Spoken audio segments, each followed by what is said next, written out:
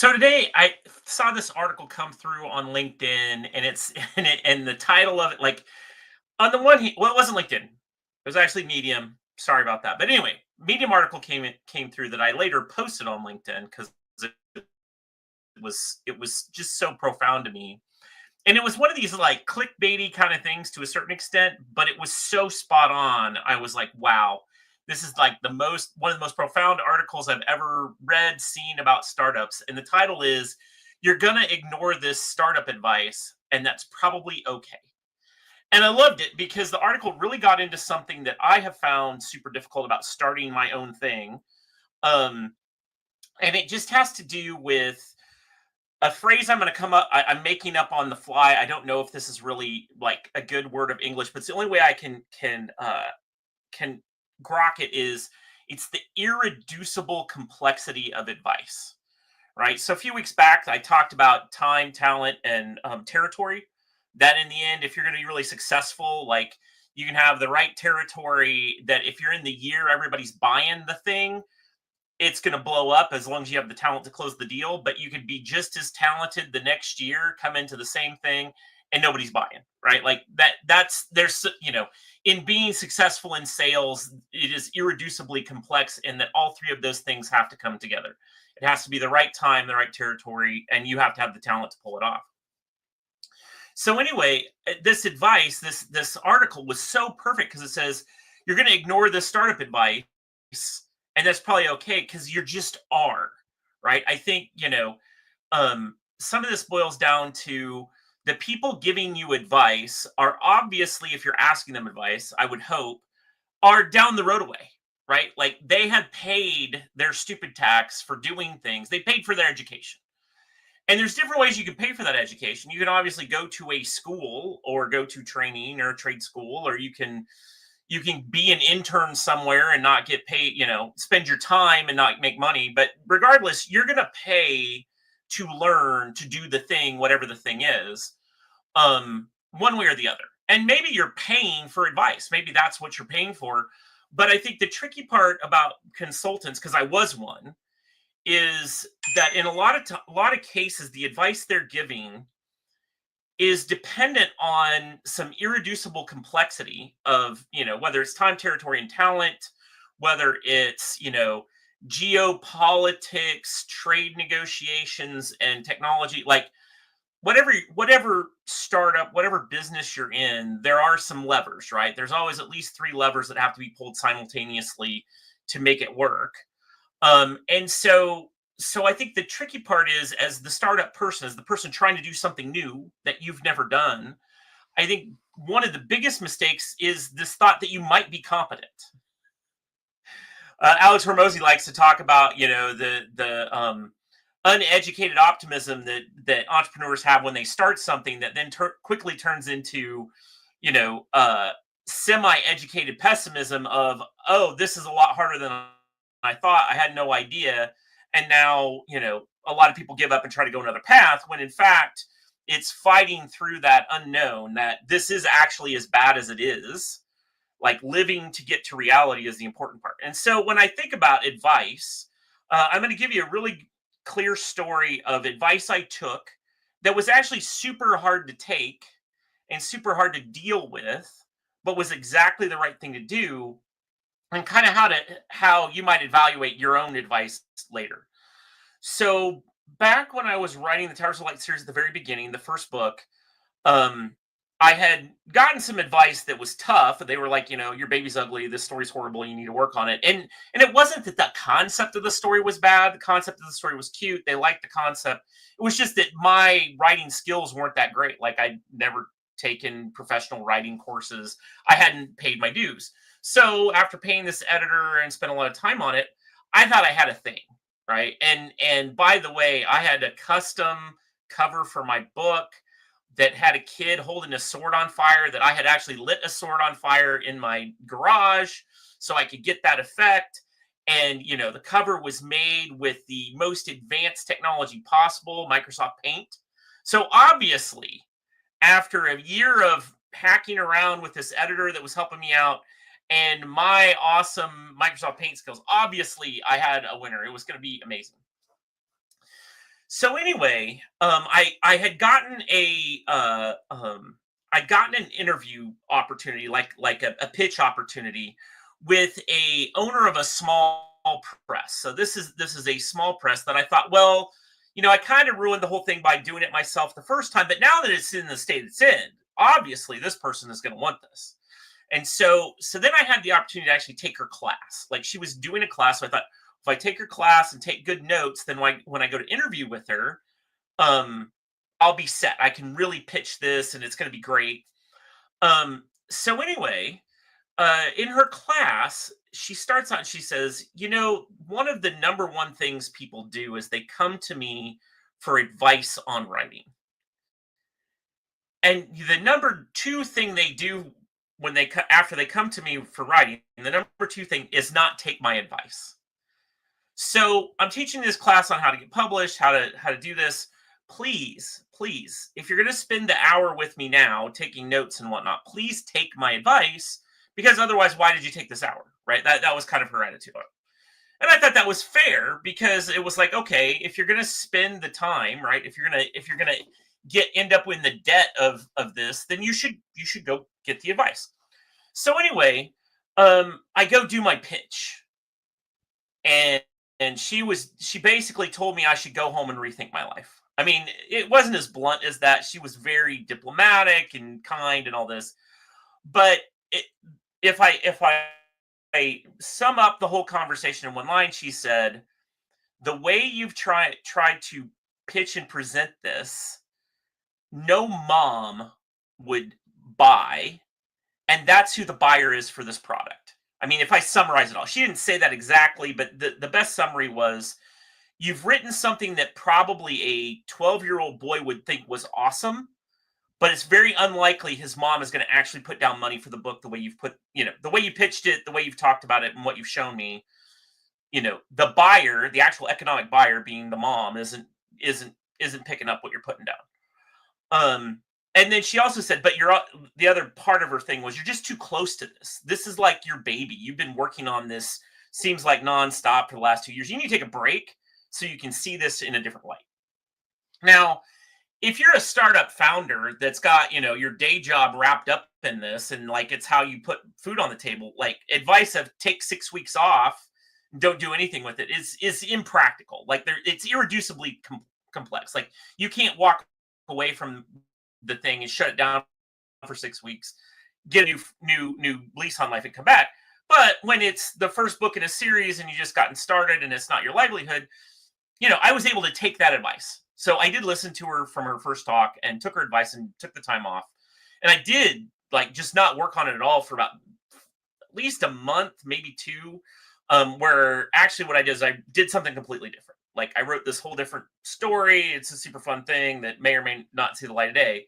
But the whole point was, I took her advice, but it was because I could, right? Like going back to that, irreducible complexity. I didn't have, food on the table revenue to have to deal with.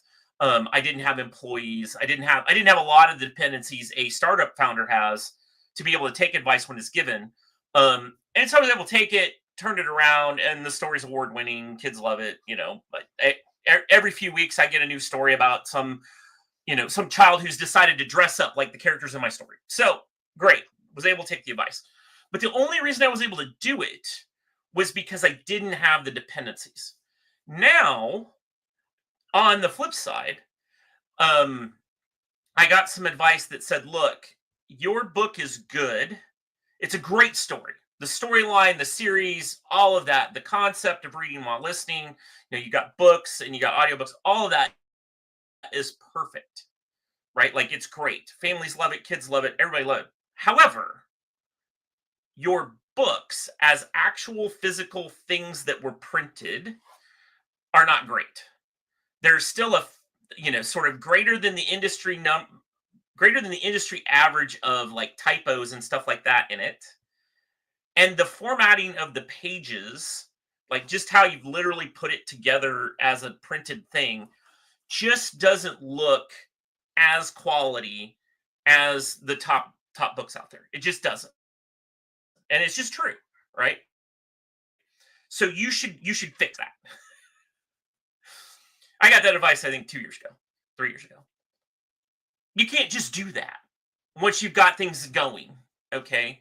Like just the editing process alone for me to go back now and sit down and work with a new editor and all of that is hours and hours of my life. Like probably 20 hours a book to go back and do that. Right. But then I have this whole enterprise running. And so as a startup, yes, I want the highest quality thing possible.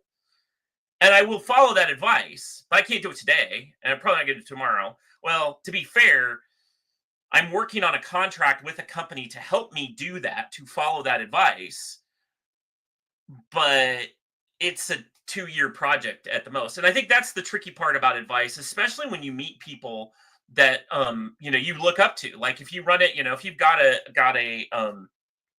uh, a mentor, you've got a friend, you've got just somebody famous maybe that you met somewhere that you were able to get their advice on a thing.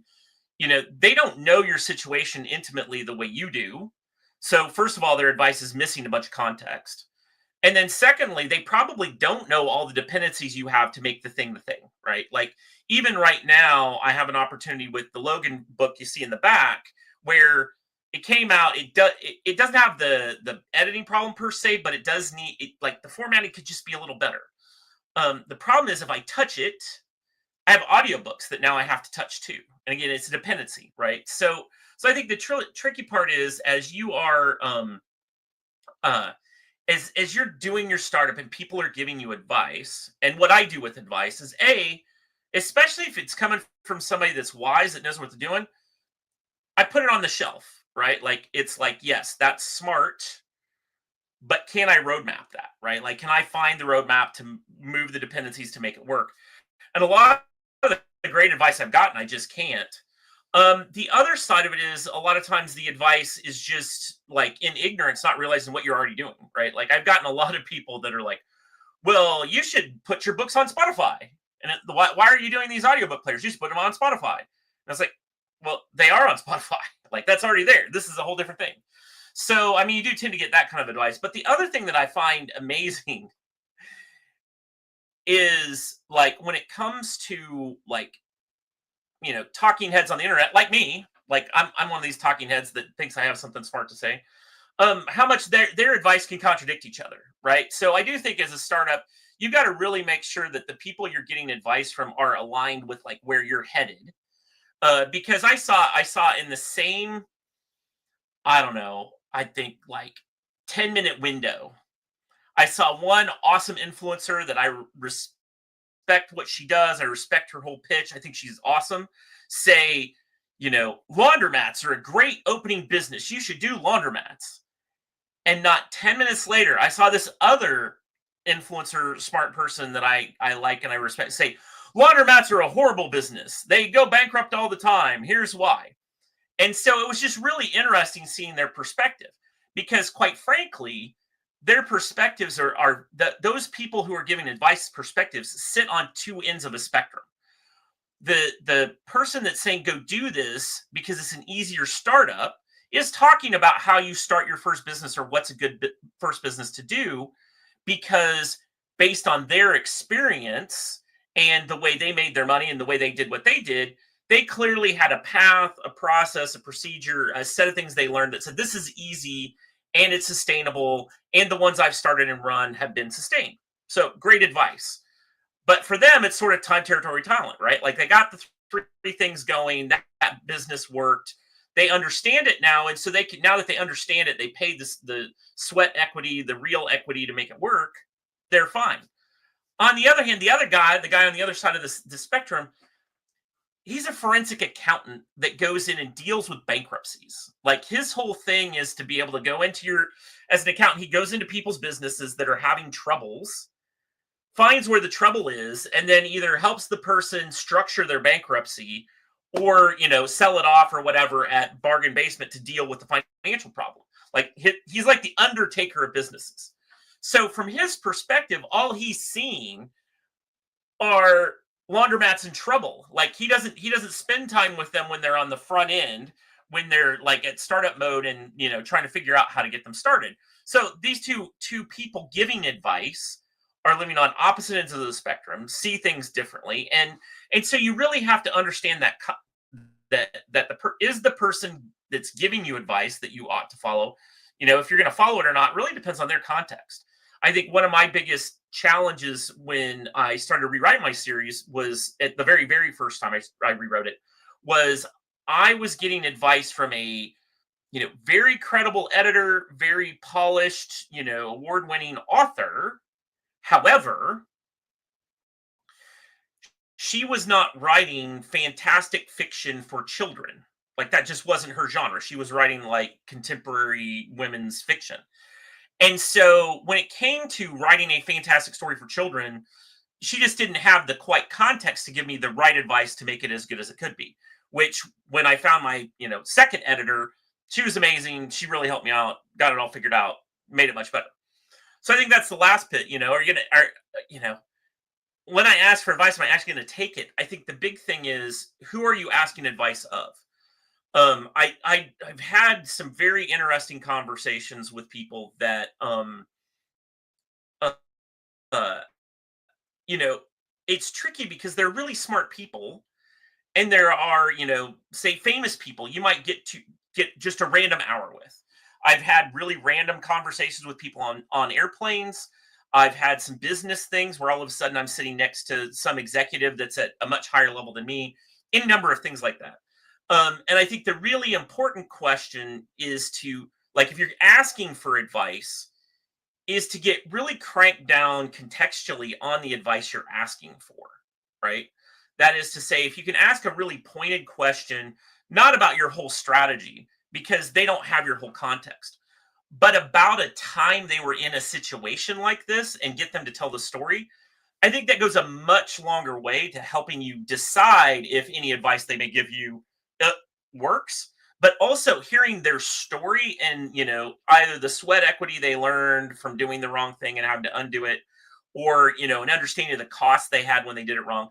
I think those can be way more valuable than the exactly like go do a thing.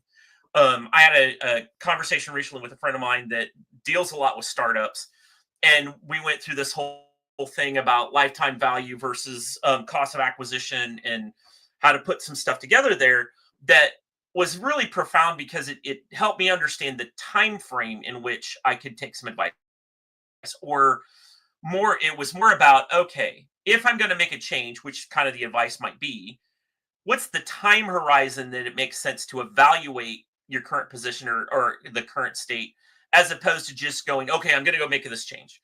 And so I think that's the other big thing when it comes to changes is just making sure as you go along that you're really thinking about it in terms of, hey, this really smart person has given me advice. I might not really understand what's going on enough to do it. And so I'll close this out with a different scenario that really hit me as well. There's a ton of advice out there around what I'll call leadership influencing or authority marketing. I think that's actually like the term for it, authority marketing. That, if you go write the book about the thing, that can become a whole revenue stream and a thing about, along the way. Like essentially there's a whole thing about selling yourself. And there's all these techniques like the soap opera sequence for emails and this, that, and the other. What I've come to understand is all of these techniques, whether it's this sort of authority marketing idea or like there, and that's a book and there's concepts and it's a great book. Don't get me wrong. I think it's awesome. Or like I said, I've seen a bunch of stuff on soap opera sequence, email marketing, and all this funnel management and all this stuff. I think the tricky part is that most of them don't talk about is that what we're telling you to do is actually part of a system, right? Like it's an overall system of work that lives in a context that's bigger than what we're talking about. It's actually a complex systems of systems. And so what I find probably of the people in the influencing space that's really like gotten my mind there is right now Alex Hormozy is going through this series of things where he talks about $100 million offers, $100 million leads, $100 million business models. He's got all of these different things. Well, the problem is if you're in a startup each aspect of your business is a complex system that then has to connect to other systems to be effective. And that it's that complex system of systems is your business. That's what makes it unique. That's what makes it your business. And it's very rare that you see any one of these subsystems really talking about the other things it's plugged into so that you know how it all goes together. And so my example on this right now is I've been trying to work through Facebook ads as a very intentional investment as a part of my business model that we attract and acquire customers via Facebook. That is just a thing we're doing. And in order to do that, there's all this stuff. And so on the one hand, there's a content generation system that is its own system, like how you go about generating content and then how you fork that content from sort of paid media to organic media and all of that. That is a design criteria within your system of systems because your organic system is a different system than your paid system. They're just different systems. Like what you have to do to measure their effectiveness, what you do to monitor all of that. Those systems all have different things. And quite frankly, the content management system that feeds these two outbound marketing systems sit in a context of an actual purchase, customer acquisition system. And I feel like most of the advice you get oversimplifies it to just one tiny aspect of it. And as a business owner, you got to deal with all of it.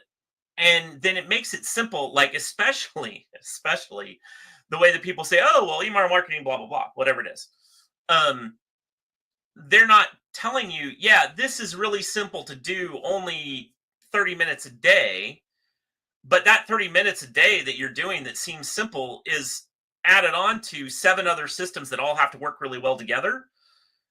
So now, you've got 17 hours a day worth of simple systems you put together, none of which were really designed to work together because you weren't thinking of it that way. And so anyway, when it comes to advice, I think the really tricky part is, especially when someone suddenly gives you advice, oh, go do this thing, like just one thing inside the context of a system, not understanding all the cascading effects to the systems of systems in your business. I think that's where it gets really, really hard to take the advice. And that's what I loved about this article today, right? Is that you kind of have to go through the pain of, yeah, I could do that, and that only take 10 minutes a day, but it's created all these dependencies and all this other stuff to make it work. And so it's really a lot more about system. A lot of your small business is about system design. How are you designing all this work together? Than it is about the sub pieces themselves and how they work. And eventually, once you understand how they work together, then you can start to optimize them against each other.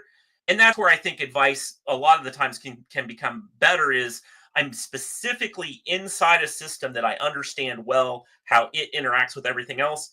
And now help me figure this out. And that's what I've gotten from I've gotten a meta marketing pro that helps me out right now. And that's been super helpful because I do understand my content generation system and I do understand my funnel on the back end, like the actual sales, like purchasing process and how that works. And I've got that system in as a whole figured out. And now that my meta marketing pro is telling me, hey, do this or that, I have a very good idea what that will do contextually to the rest of the thing in a way I didn't have before. So anyway, but that took lots of money and time to get to. And I think that's where we all kind of like fail on the advice thing of you're gonna do things that are stupid and you're gonna not take some advice because you can't see how it fits in the system. But anyway, I don't know. I got a lot out of that article. I thought it was super helpful. And I hope this has been helpful for you too, that probably the problem you're having right now in your business is possibly a systems interconnectivity problem and not just the thing that you think is your problem. So anyway, I'll catch you all later.